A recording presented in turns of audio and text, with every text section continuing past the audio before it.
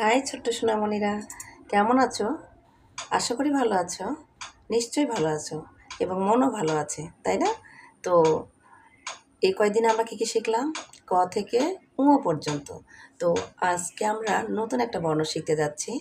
তো ছোট্ট সোনামণিরা, তোমাদের একটা অনুরোধ, আমার ভিডিওটা ভালো লাগলে এবং আমার ভিডিও থেকে তোমরা যদি কিছু শিখতে পারো, তাহলে অবশ্যই আমার ভিডিওটাতে একটা লাইক দিবে এবং সাবস্ক্রাইব করবে, ঠিক আছে?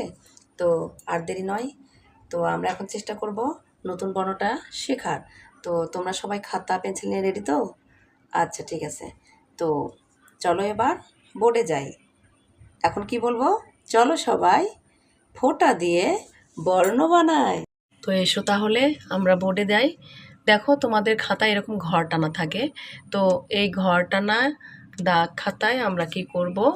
এই তো এই শেষ প্রান্ত নয়, আমরা কি করব, একটু পর থেকে, অর্থাৎ ঠিক এই বরাবর কি করব, লম্বা একটা টান দেব, দিয়ে তারপর দেখো এখান থেকে ঠিক এই বরাবর গিয়ে এইভাবে আমরা ভাঁজ দেব। হয়ে গেল আমাদের এবার ঘর খাতায় শেষ।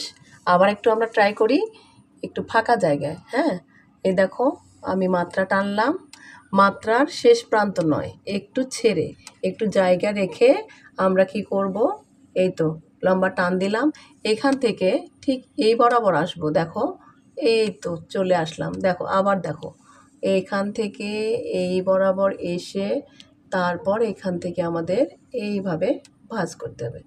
বাস, এই পাশে একটু চয়ের মাত্রা বড় হয়ে গিয়েছে, একটু মুছে দিলাম। ওকে, দেখো এটা একটানে লিখলাম। এবার আমরা ফোঁটা দিয়ে ট্রাই করব, ফাঁকা জায়গায় ফোঁটা দিয়ে ট্রাই করব। তো দেখো এই তো ফোঁটা দিলাম। হ্যাঁ, দুটো ফোঁটা দিলাম। এই ফোঁটার সঙ্গে যোগ করে দিলাম। হ্যাঁ, দেখো এই ফোঁটার সঙ্গে যোগ করে দিলাম, মাত্রা হয়ে গেল। তারপর দেখো ঠিক এই বরাবর, মাঝ বরাবর নয়, একটু জায়গা রেখে এই তো নিচে টানলাম।